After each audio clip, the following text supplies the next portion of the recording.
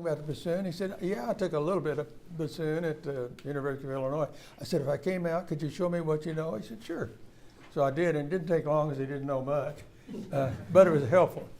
And Larry challenged me. As I said, they didn't have to challenge on band stuff. They could challenge on anything. He challenged me on his class 1 solo, Polish Chanel. And I said, okay, Larry, you're going to have to give me some time. I practiced my head off for a month. There was no way I was going to lose the challenge. So after a month, I said, okay, or I don't know if it was a month, but it was something like that. Larry, I'm ready. So we picked out, I think, 2 or 3 of the first year players in the band with their backs turned to judge our solo. We played the scale of the week. We played the chromatic scale from low B flat up to high G. And then we played Polish Chanel. As I said, there was no way I was going to lose, except I did. You know what I did? I challenged that sucker back. We had a challenge the next week. I won! But then he challenged me. I'm not making a bit of this up. This was pretty early in the year, and for the rest of the year, Larry Glazner and I had a challenge a week. And by the end of that year, he was an astounding 9th grade bassoon player. I was a pretty decent player by then. And he went ahead, having never had a lesson in his life, as a 3-year all-stater. So the important lesson, well, main thing is I figured out how this thing worked. And the other thing is it taught me you don't avoid the things you don't know. You seek them out, your weaknesses, and you try to turn them into strengths. That's how we get better. There was a time later on I was playing first bassoon in the Amarillo Symphony for a while, if you can imagine that. I also took bassoon at USC from a fabulous bassoon teacher there. Okay, got that out of the way. Now, let's see if we can dispense with the clarinet, so to speak. We have a chair for you today if you need. Oh, bravo. Thank you, ma'am. Kelly got that for you. Is this the most amazing person you've ever known?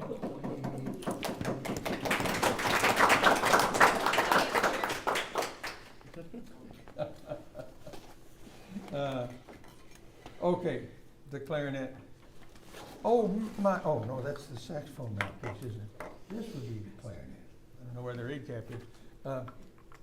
Yeah, it's as snug as ever. Okay, can we put the clarinet? Yes, we have it on there. Okay, so we got a bunch of, here, a couple of basic rules of woodwind fingering. Keep it on one hand if you can. Okay. And we got all these little pinky keys here. So I'm just going to go through them right quickly. A lot of you, I'm sure, are thoroughly familiar with this already. The lowest note on a clarinet, of course, is the low E, below middle C.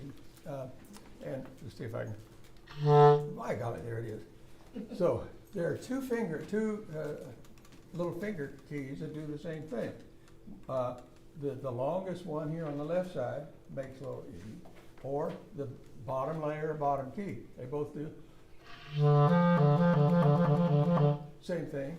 And most times, if you're playing a chromatic scale, you will certainly start with the left one, because the top layer, bottom key, is the low F key, or in the clarion register, that would be C, a 12th higher.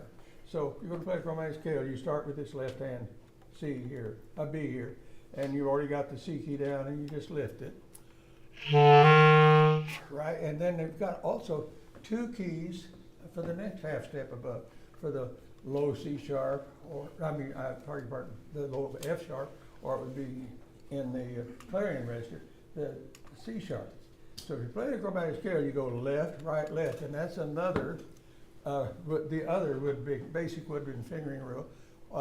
Alternate little fingers when you can, not slide. There are times when you get in the position of having to slide, however. Now, this low F key, which also makes third space C, there's also a counterpart over on the left side. It's this one right here. Let's see, where's the pointer? Okay, sorry. But if you're playing a chromatic scale, you're going to go left, right, left, and now you're no pinkies at all here here at the 6-finger note. Is everybody with me okay? Do we need to go into this much detail? How many of you can confidently say, yes, I know those clarinet fingerings? Fine. Okay, so there are a few hands that didn't go up. Thank you, sir. Okay, we're now at the 6-finger note. We raise the 6-finger note by the top layer, top key, as we do on almost all the woodwind instruments, all of them actually. Now, there are times, suppose we're going, let's say the clarion register with the register key down. We're going to play B, C sharp, D sharp. Now we could finger B with either pinky. We could finger C sharp with either pinky. But D sharp, we can only finger with, there's only one of those. So if we're going to alternate, we have to play B with the right hand, C sharp with the left hand, and D sharp with the right hand. Does that make sense? Yeah. Very important. But you could still find yourself in a position sometimes. Suppose I do what I just did. And now, and I'm going to go to, I'm trying to stick myself in a trap here.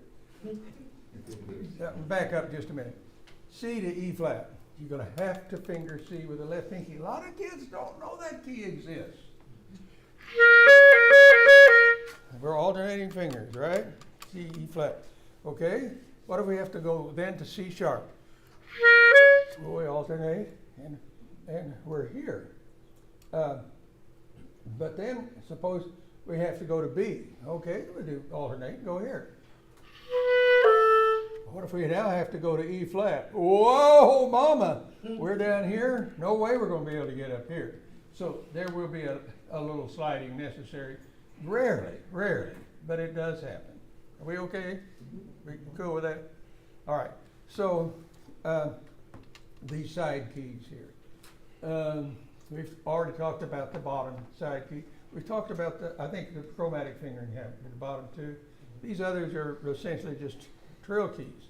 A to B, the top one, B flat to C, the top two. But also, by the way, I did send, I don't know how I got that wrong B flat key yesterday. I didn't update it because That's okay. the flute one wasn't there. It's just, Yeah. they can just fill it in. That's fine. I did find I had the right one on my computer. I don't know how that wrong one got on there that you all had. But one of the main ones, the purposes of this second one down from the top is that side B flat, which is a much better fingering than that one. Of course, we can improve it. We talked about with the addition of fingers. So let me see. Have we covered all of the keys on the clarinet? I think we have, haven't we? Mm-hmm. Can I dispense of this? Okay. Again, I'm just going to mention Crossing the Break podcast. I go into painfully boring detail about every pinky to use on every, like the main 7 major scales, talk about all the cross fingerings and all that stuff. So if you want more, there's more on Crossing the Break, the podcast. Well, it's not just enough, as I said yesterday, you know this anyway, to know the basic fingerings on the woodwind instrument. You need to know all the alternate fingerings and when certain exceptions, like the sliding business we just talked about, need to be made. Okay, good. We got the clarinet out of the way. I think we got pretty much got the flute out of the way yesterday. Let's go to the saxophone.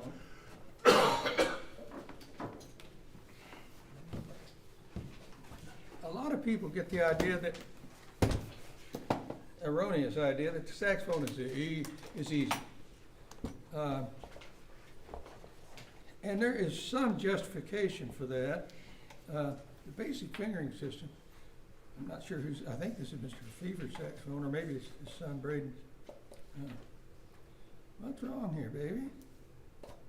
Okay, got it. Wonder if there's an extract here. Yes. So, the basic 6 fingers on the saxophone, we talked about yesterday, and I have somewhere here. a saxophone mouthpiece. What's wrong with this? Nope. Okay. So, this is the hardest part.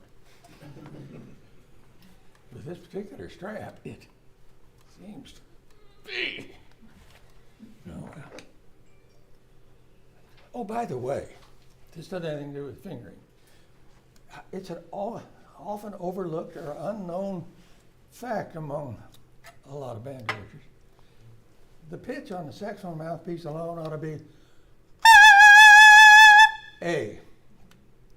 It's a G, should be a, and the reason that's important, if you can do this. If the kid's doing that, he's biting, or maybe she, biting way too hard. A on the alto, G on the tenor, D on the bari. On the clarinet and barrel, should be a concert F sharp. If you're going to do this mouthpiece alone, it's a flat C sharp. Oboe reed should be a C.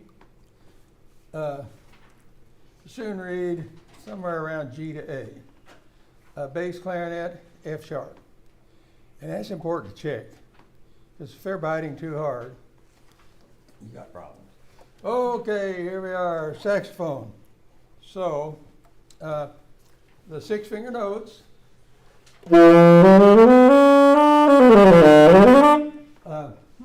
Okay, now that's worked very well.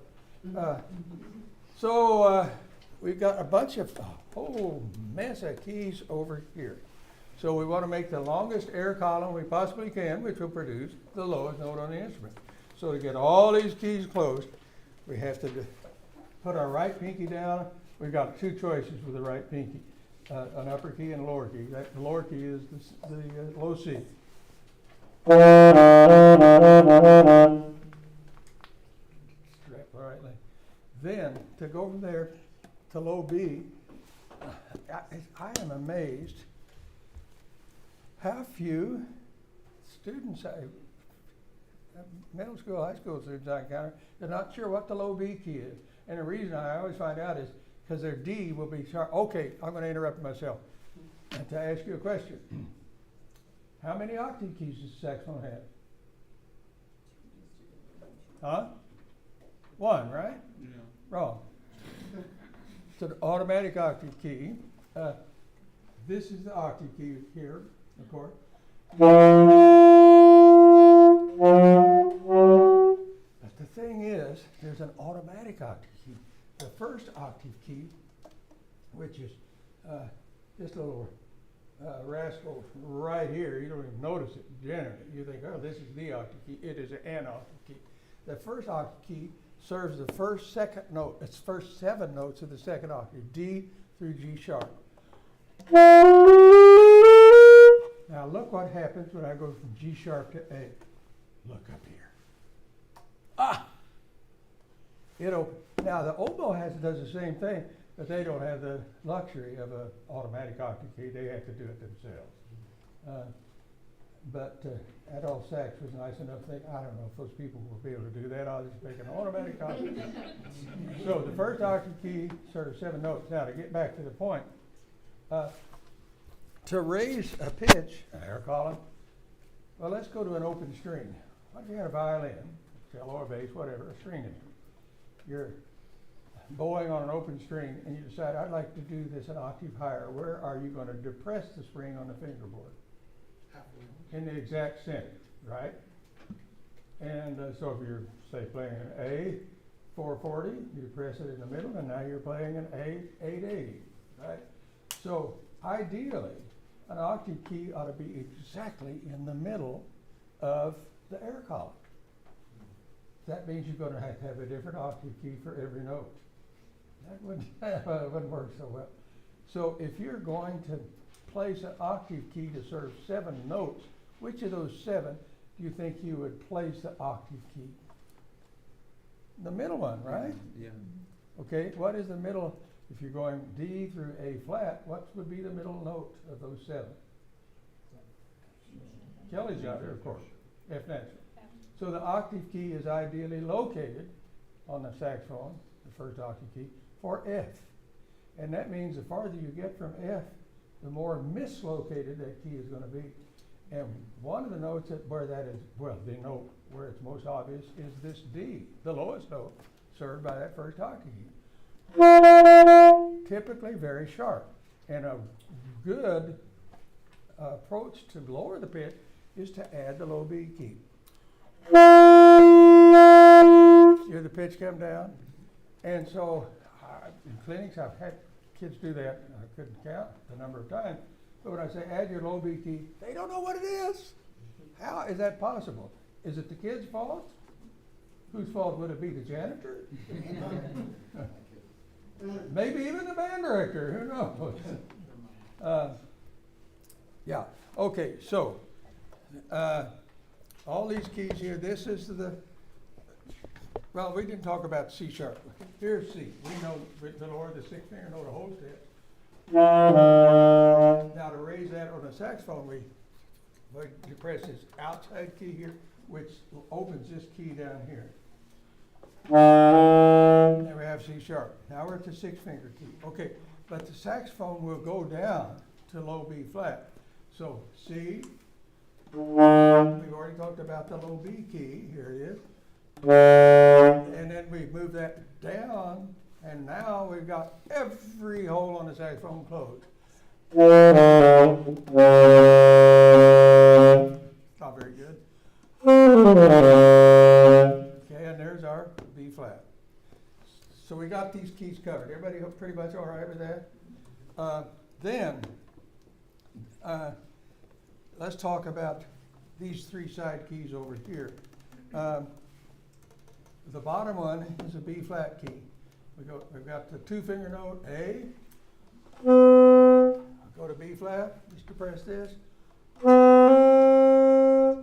But there's more than one way to finger B flat on the saxophone. This little tiny key right here below the first finger, that's called the bis, B-I-S key.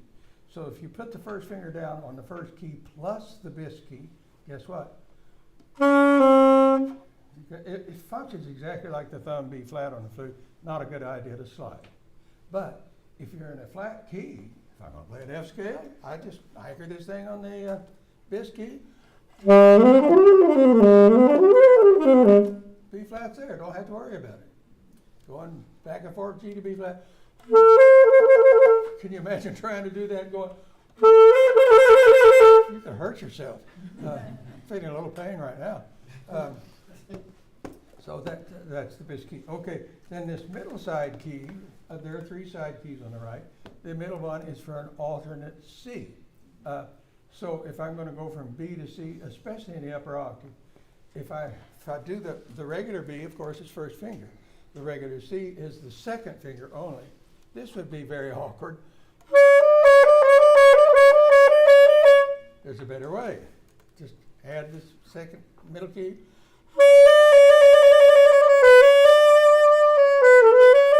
Right? Okay? It doesn't, I find it a little bit flat in the first octave. So often, if I use it, or a lot of times have a student use it, I'll have them add both of these keys, which will raise the pitch, in the first octave. We okay? Okay. Let me say again, please don't hesitate to interrupt if I'm not being clear. If you have an additional question. Okay, we've talked about all the keys on the saxophone except three. These are known as the, what's the name of these three keys? Palm keys. Whoa, okay. Wonder why they would call them the palm keys. Okay, so we're up at we've got all our fingers up. We're playing C sharp above the staff. We want to go to D. We depress this first palm key, which is the one closest to the body. We want to go up another half step to D sharp or E flat. We keep it down and add the second one. We want to go up another half step.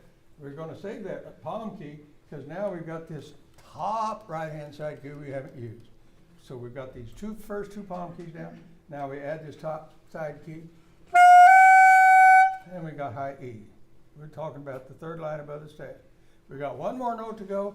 We got one more key left. Let's add it. There's an there are a lot of alternate fingers. For example, F. If you're going to play, I just played a high F, and all you have to do to this very top key here, we hadn't talked about that, is you can add that to the C, and that'll play an F. And also then, if you then depress the third finger, that'll be an E.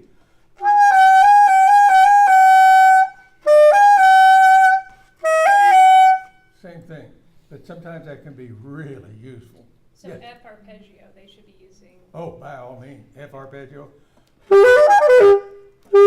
Oh, well, no, don't think so. Yeah, it can be very handy. I think we've talked about every key. Quick, any saxophone questions at all? Pardon? Chromatic F sharp. Oh, thank you. It's just like the clarinet. Can you believe a trombone player just had to remind me of that? I just told a story about one of your colleagues, Robert Boone, Oh, yeah. about Robert Boone. Should I tell that story? Tell the story. Make it plain. Well, boy, when we had Kelly then Mowry and Robert Boone at the top of the trombone section, man, it was pure dynamite. And Kelly Montgomery. And have you ever known a better guy than Robert Boone? Did you see how quickly she? It's hard for me to talk about. But one day in band, I think we've talked about this, Kelly. Robert Black, great jazz player as well as a great legit player. And so one day in band, we played a sight reading, a new piece, a jazz-oriented piece that had a clarinet solo in it, jazz clarinet style clarinet solo. And one of the best clarinet players we ever had, Amy Gould at the time, was first-year clarinet player. She got a few measures into that solo and just started laughing uncontrollably. I stopped, of course, Amy, what's so funny? And she said, I sound so white. Do you remember that moment? I don't. But I wasn't that group, I remember. okay, you were, well, the band lost it, of course. I don't know if we were able to play another note the whole rehearsal. Well, the next day, I was walking up to the band room, and there was one lone figure. It was Robert Boone, playing a lot of hot licks out of the Charlie Parker Omnibook. I don't know if you're aware of the Charlie Parker Omnibook. Charlie Parker is, in my opinion, the greatest jazz player that ever lived. So Robert's sounded great. As I said, he's the only person in there I was walking through. I walked over there. This is the next day after the I sound so white comment. I walked over and I said, I don't know, Robert, sounds awfully white. And Robert holds up the palm of his hand and said, look, it's already happening. You never heard that story? I don't think I have. Really? Yeah. I found Robert not long ago. Did I tell you that? Yeah. He's in Conroe, is that what I said? It's in Cyprus. Cyprus. Yeah. Travis Barney, I think, sort of told me where it was. I called him. We had a great visit. Okay, and I reminded him of that story. He did remember. Okay. Oh, gosh, I just wasted some more time. I'm sorry. The F sharp on the saxophone. It's just like the forked F sharp on the clarinet.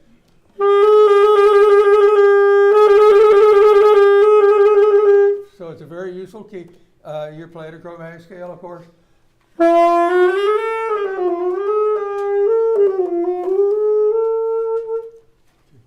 Everybody cool with saxophone? There is a question online.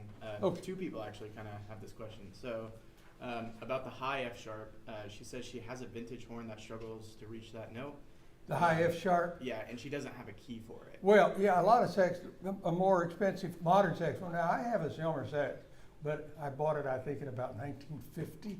It still works great. But the better saxophones will have an F sharp key over here. So you can play high F and just add that and get a high F sharp. There are other ways you can do a high F sharp. I don't know that we need to get into the altissimo register. The saxophone can go really, really high. We're just talking about the standard range. But yeah, if it has an F sharp key, you just finger F and add that F sharp with the right ring finger. There are other ways to do it. We talked about this alternate high F. Ooh, sorry. I can add to that the side B flat. And anybody know the name Tommy Newsom? Yeah, he was a saxophone player on jazz on the Doc Severinsen's Tonight Show band. Well, several years. Oh gosh, I'm about to tell another story. We don't have time for this. Tell it. Okay, so Tommy Newsom. Years ago, Harris Brinson was the band director at Pampa High School. He had a big jazz festival in Pampa, Texas, and had Doc Severinsen there, and I think 3 of the guys in the Tonight Show band, one of whom was the tenor player, Tommy Newsom, incredible player. And they each, among other things, did a clinic on their instrument. And one of my saxophone students at the time, Richard Rath, who was from Pampa, was there. So Newsom did his thing, and then at the end of any questions, somebody raised their hand and said, Mr. Newsom, do you have a way to play high F sharp? This was before the added F sharp key on the saxophone. He said, yeah, it doesn't speak very easily and not very well in tune, but I do it like so-and-so. And he kind of forced out a sort of an F sharp. And Richard Rath raised his hand, college kid. He said, have you ever tried one with a alternate high F and a side B flat? Newsom said, how's that again? He told Newsom said, no. Whoa! And here's what he said, am I glad I came to this saxophone clinic?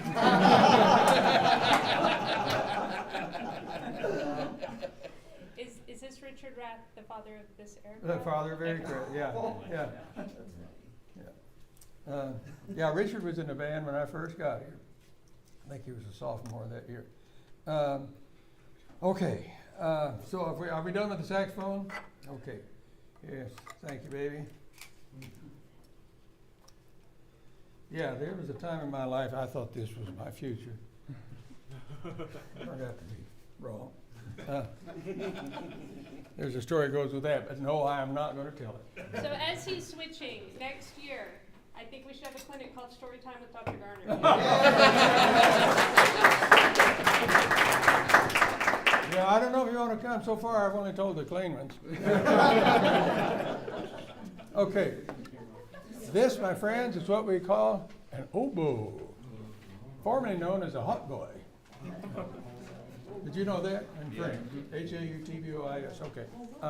Well, I don't have it read, and it's probably a good thing. There was a time I could play this, but I haven't done it in years. So here are standard 6-hole.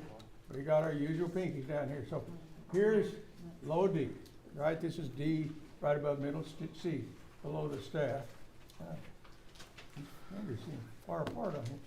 So if I want to go down to C, now I've got a choice here. The C is the very top one of these 3 right-hand keys. Now, if I'm wasting time with information you already need, how many of you would say, yeah, I've got those oboe fingerings covered pretty well? Do we need to go through this? Yes. Okay. So low C, here's D, I add this top one for C. Then if I want to go down another half step, I move it down to this middle key for low B. And I want to go to them. I want to close every hole on the instrument, play the lowest note possible. That would be B flat below middle C. This one, right. Wait a minute, that's E flat key. What am I doing? It's over here. So I've got down this C key and the B flat key right here. Now every hole on the instrument is closed. So I want to go from B flat to B. I move my left pinky to this key right here. B, C, and then the middle one for a C sharp. D, then this bottom one for E flat. There is also an alternate key for the C on the oboe. So if you're going from E flat to C, you sure don't want to slide this way. This right here, right above the 3rd finger, is an alternate E flat key. So I would go low C to E flat like this. Okay, that's very important. D, D sharp, E. Now to go, if I raise the 5-finger note to the 4-finger note, it's a whole step. Remember on the oboe and bassoon, this would be E F sharp. But if I want to go to F natural, I depress this key right below finger 5 here. And everybody understands when I number the fingers, I'm thinking left hand 1, 2, 3, right hand 4, 5, 6.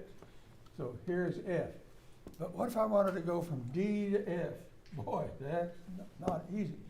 And unfortunately, there's some cheaper oboes that don't have it. But this right here, see, you've got all these keys over here. Well, this long little sucker, well, it's not all that long. The very outside one is an alternate F key. So I can go D, F like this. Now, if you look at that chart I gave you, I also, and I'm a little regretful I even included it, there is a forked F sharp fingering, 1, 2, 3, 4, 6. And you can add the, which is pretty sharp, you can add the C key to bring the pitch down, but it's a terrible sound. However, there are times when you're forced into doing it. But there are some oboe players, young players, that seem to know only that fingering. It's a terrible fingering. But in certain cases, you got to go rapidly from D to F, do that. If you had a tremolo, for example, that would be the way you'd want to do it. So it's available, but avoid it if you can. All right, we're at F. We already know F sharp, which is 1, 2, 3, 4. G, of course, is 1, 2, 3. And as usual on woodwind instruments, it's this very top pinky key to raise at a half step. But there's an alternate key over here too that'll do the same thing. Both of them will make an A flat. G, A flat, G, A flat. You go it? A, we know. Please stop me if I'm going too fast. B flat to your A. This oboe is unique among woodwind instruments. None of the others that use this fingering at all. 1, 2, 4. A, B flat. We know B is just the first finger. Now we want to go to C. We keep that first finger down and add finger 4. We're now at C. Now this is really important on the oboe. The C sharp, D, D sharp are just like the low octave. I think we talked about this yesterday. I think it's time to sit on this stool here. Old back is telling me.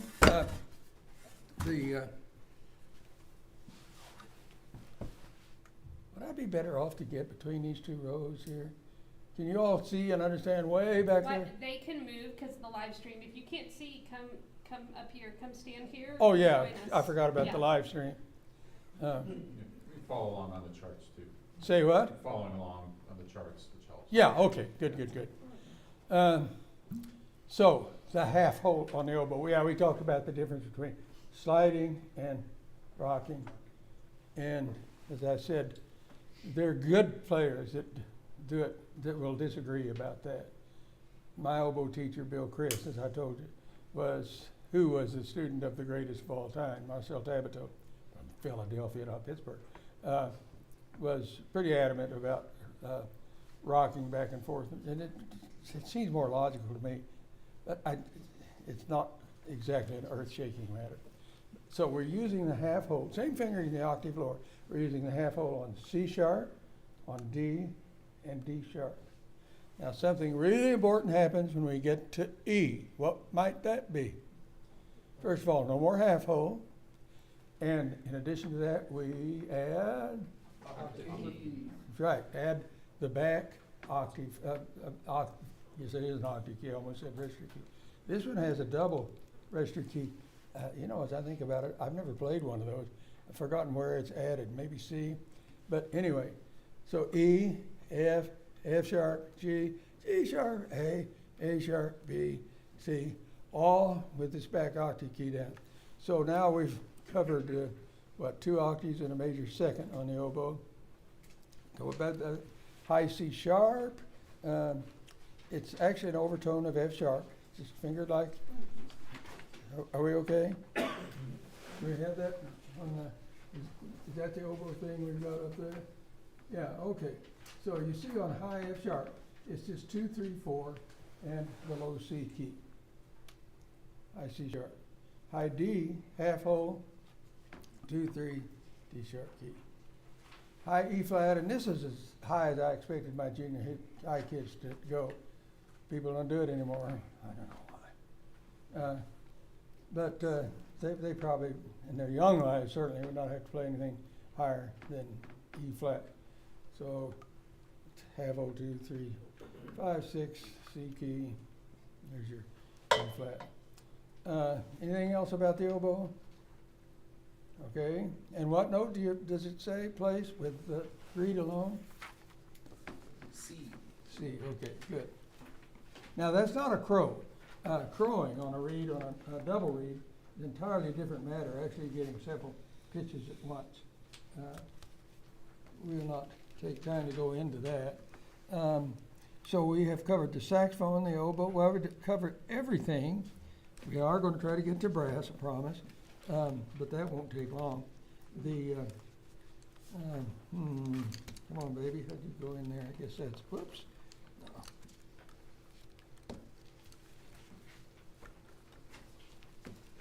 You know the joke about, it's an old joke, I'm sure you've heard it.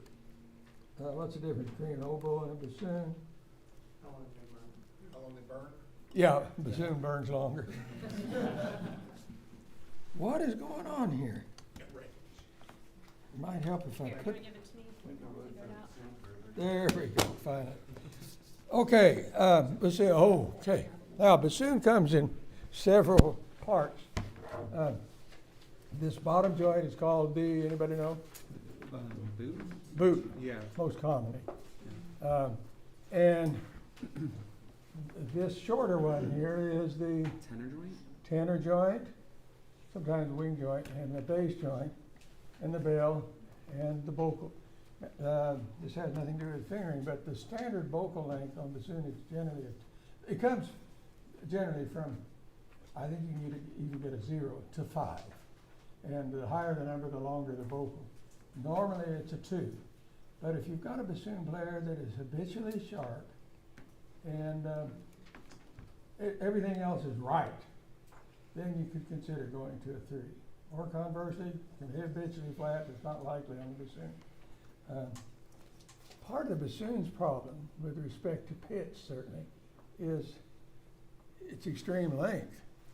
And these finger holes on the bassoon have to be placed pretty far apart. The best clinic I think I ever attended, if not the best, certainly one of the very best, was by Hugh Cooper, then the bassoon teacher at the University of Michigan. This was at TMEA or TBA. And he was also renowned as an authority on the physics, the acoustics of the bassoon. And he said these holes really need to be farther apart. But they can't do that because a person with even a normal sized hand wouldn't raise it. Another option is to bore them at a steeper angle, which they already do. And if they bored at a steeper angle still, it would greatly impair the response. So bassoon players have to live with built-in a lot of tuning problems, especially in low register, which is so beastly sharp on most bassoons. But again, that's not a fingering related matter. Okay, so this is such an important key on the bassoon right here. Does anybody know the name of this key? F. No. Whisper key. Oh, the whispered. Yes. Don't say it out loud. Whisper key. Oh, I said it out loud. Okay. This is the whisper key. Okay. So, to play let's start with the 6-finger note. The 6-finger note is, and we've got the whisper key down, by the way. It's G. The 6-finger note, G, A, B natural, C, D, E, and then F is open. Okay, let's go down from there. Here's the 6-finger note, and we've got a couple of choices, well, more than that, with our right pinky. If we got our 6 fingers down and we depress this top key here with our pinky, that's going to play an F. Okay? Then, anybody know what this big old round key is called? Pancake. Yes, for obvious reasons. The technical name for it is the E plate, but it's commonly referred to as the pancake.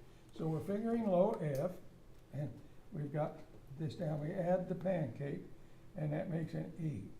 Let's just stick with the C scale for a moment. Now we want to go to low D with the left thumb. You see, we've got a few choices with the left thumb here, haven't we? Go to low D, we depress this low D key here. Then the key below that makes a C, and we keep all that stuff down still, and move to this next key right over here on the right, and that makes a low B. And finally, we depress this one too. We've got all that stuff down. Every key on the bassoon is closed, and we're now playing a low B flat. B flat. Good. So here we go, B flat, B, C. Now we want to raise C a half step. We've got two choices over here. We add this bottom key right here, makes a C sharp.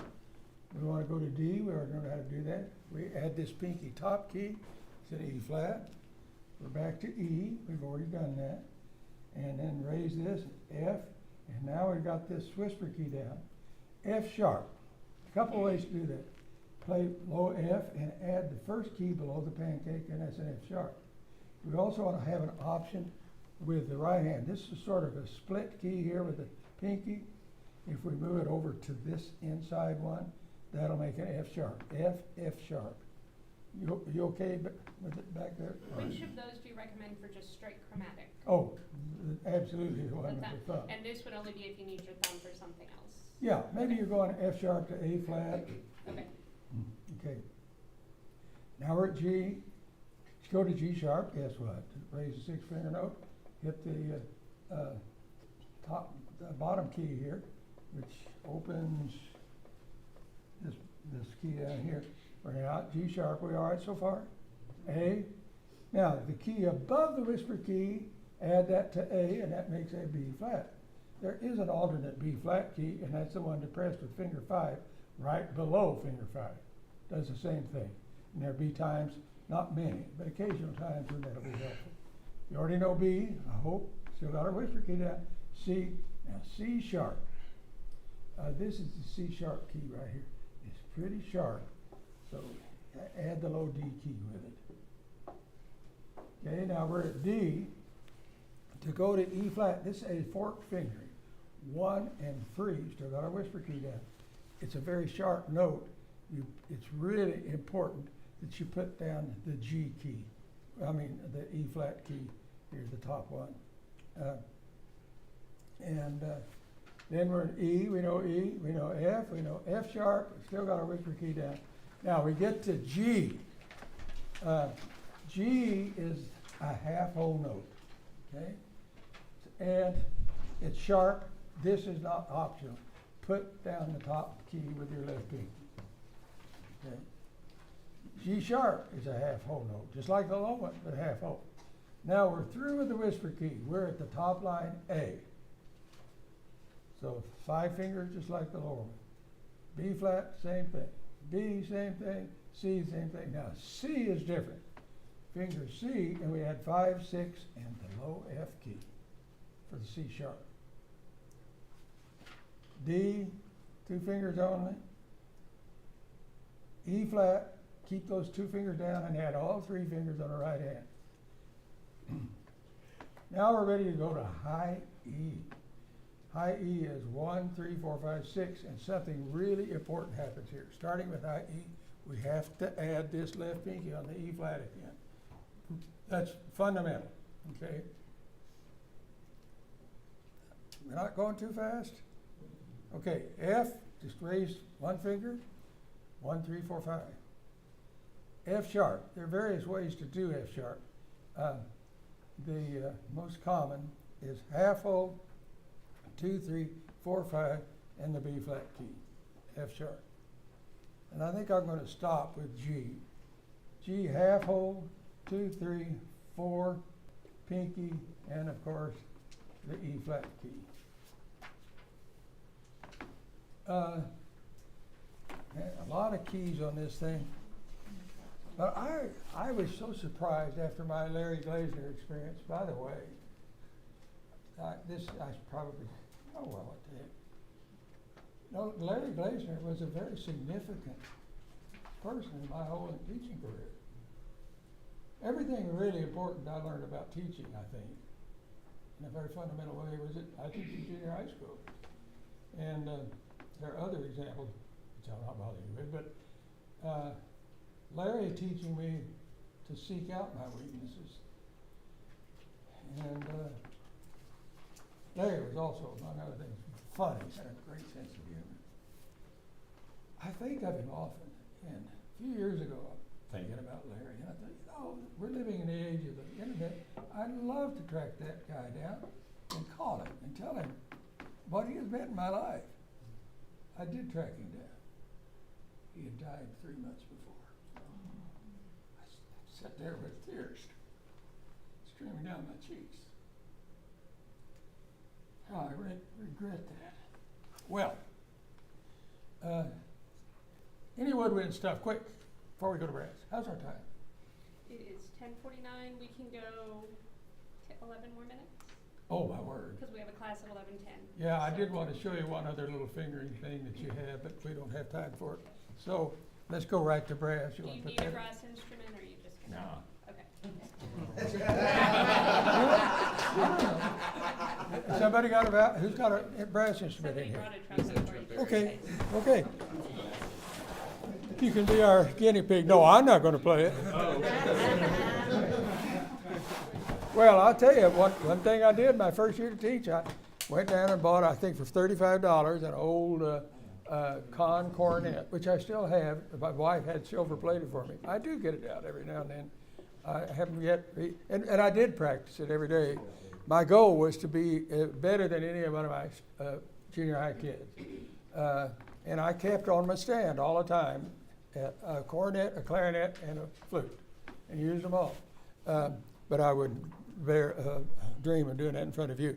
Okay, so have we got the brass? Okay, you only need to know 2 things really about a brass instrument. Okay, let's see. I'll make this a quick story. One time, Skitch Henderson came to town when I was teaching in Lubbock. He was the Doc Severinsen, before Dr. Severinsen on the night show, Jeff Hart. And we heard his band. I was playing very active in a little group. And we all went to hear it. We were blown away. They did a bunch of 4-way trombone stuff. And we thought, so in this band, we had a rhythm section and 4 front line. Alto, tenor, trombone, and trumpet player. And so then we heard those 4-way trombone, the trumpet player, who was the band leader, Ted Kraser, one of my great mentor and predecessor, said, hey, why don't we get valve trombone so we can do that? We all said, okay. So we went down to 8 Air Music Company. I bought a Reynolds valve trombone for the staggering sum of $135. Yes, I know. Well, it was pretty much.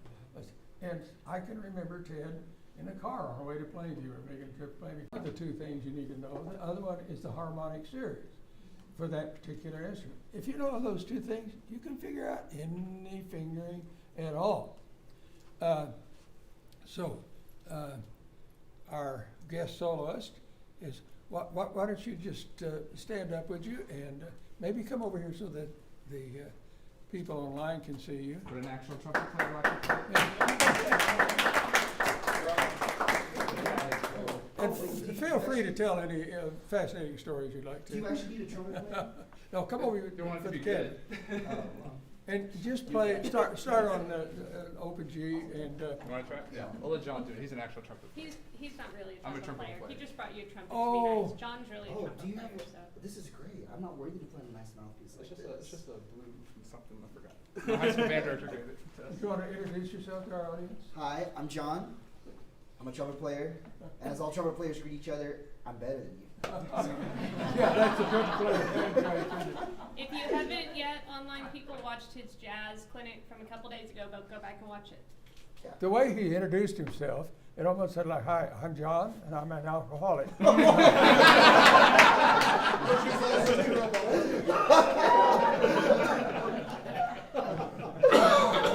Turned out to be even worse. She's a trumpet player. Okay, John is going to play open G and then proceed in half steps down to low F sharp, up to low C.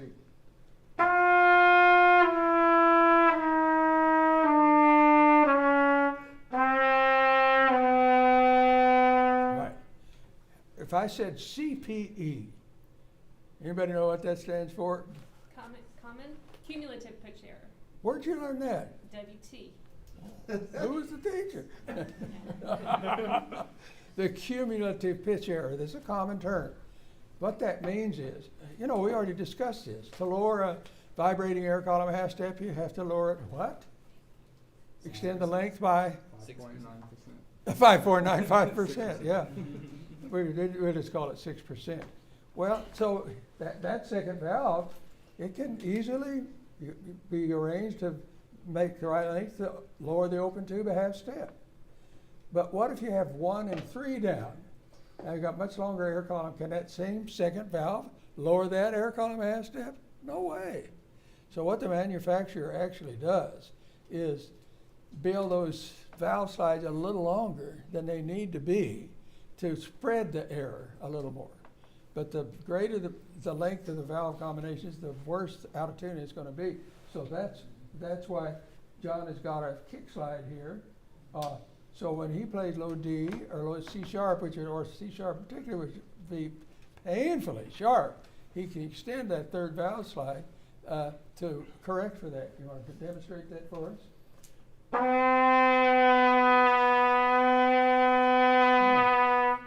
I guess you have a first valve. There's no saddle. Oh, okay. Well, a lot of better trumpets will come with a.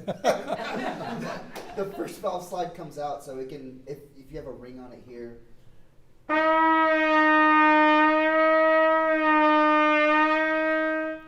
So that's half of the big problem on brass instruments with respect to pitch, the cumulative pitch error, and the other one is the whole matter of the chromatic series, of the harmonic series, because the only notes that are in tune with the fundamental are the octaves above it. So the second partial is just fine. Fourth partial is fine. 8, 16, 32nd, but all the others not. On the trumpet, or on the brass instrument, the two biggest problems are the fifth partial, which would be E, in the case of the trumpet, fourth space E. It's a flat fifth partial. So E, E flat, D are all flat fifth, and C sharp. But C sharp being 1 and 2, then that sort of cancels. The sharpness of 1 and 2 mitigates the problem of the flatness of the fifth partial. Then the sixth part, and for the trombone, by the way, the fifth partial or euphonium would be the F above the staff. For tuba, it would be the F fourth line. That's the beginning of the, the D, and the D above the staff for the tuba and euphonium. Those are fifth partial. Trombone has it made because they've got the capacity to adjust the pitch up and down unless it's a flat fifth and first position. Flat fifth harmonic first position, that would be D. Can't do much about that. Kahn used to put a spring in that Mine thing. has one. They still do it? No, but I have a really old horn, so Why don't they do that anymore? I don't know. It makes too much sense. No, it makes no sense. So the thing about that saddle on the first, I'm sorry, yeah, so the First valve slide. the first valve slide is when you get to the sixth partial, which is sharp. Sixth partial would be high G, G, F, F sharp, F. F is the worst one of all, and so you can extend that by using that saddle, and it'll extend the first valve slide. The only other thing we haven't talked about is the fourth valve on the tuba and euphonium. They actually make 4 valve trumpets too, so I guess that's all we need, John. But it's a lovely job, thank you.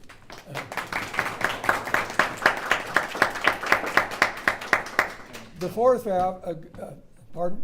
Found on French horn as well. We didn't talk, sorry, yeah. French horn is a different animal. It's not one instrument, it's 2. I don't know how much we dare go into that. You know, where do you switch from the F horn? You know, there's a thumb valve that does this, switching from the F horn to the B flat side. And for most, yeah, the general approach is to change it G sharp in the staff. But there are some advanced players that don't do that until they get to C sharp at the top, at the third space. So yeah, that's a whole different thing, and I'm sorry we don't have a chance to get into it. The horn has a great advantage and a great disadvantage. The great disadvantage is it's an octave higher in the harmonic series than, for example, the trumpet. So the notes are a lot closer together, and guess what? It makes it a lot easier to what? Correct. Believe it or not, horn players have been known to do that on rare occasions. But the other big advantage is they got that right hand where they can influence the pitch up or down. And I'm getting a signal here. Let's see. I made myself a little list. Oh, I didn't tell you about the pitch on the open head joint on the flute. With the head joint covered, it ought to produce a pitch of A natural. With the head joint open, it's A flat. And if it's higher than that, they're blowing tubas across the officer plate. All of which is not directly related to fingering, but important information to have. Okay, we got time for one last question, which would be, oh gosh, I should have done a little more of my, Fourth valve on euphonium. Yeah, you wanna oh, finish your fourth thought? valve on euphonium. The fourth, thank you, fourth valve on tuba in euphonium is a substitute for, it does the same thing as 1 and 3, except it's a longer tubing than 1 and 3. But there's another, so you don't play low C 1 and 3, you play it 4. You don't play low B 1, 2, and 3, you play it 2 and 4. But here's another big advantage that I learned from my great friend, Don Baird, world's best euphonium player ever. If you've got a 4 compensating system, I always had to talk about a compensating system. You see a chart of it. If you've got a 4-valve instrument with a compensating system, play those 6th harmonics, same fingering, F, E, E flat, but add the 4th valve, and guess what? They're 8th harmonics and they're in tune. This has saved my life more times than I could possibly tell you. Thank you for reminding me of that. I had so many more interesting stories, John, but So hopefully we can have Dr. Garner back next year to do more with us. So thank you very much.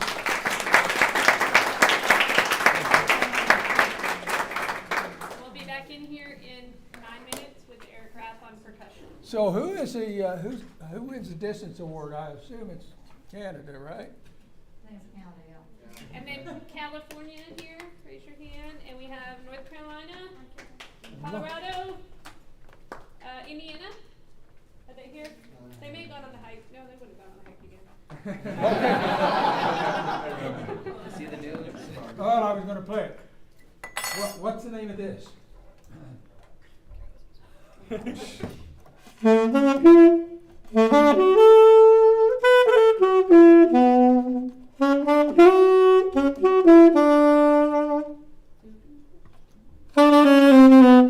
Back home again in Indiana. I'm surprised nobody knew that. Well, That's why we need story time with Dr. Garner next year. what's that?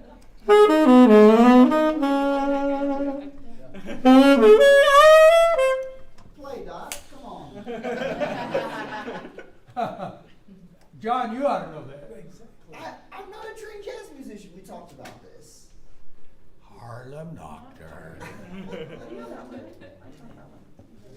I think I better stop.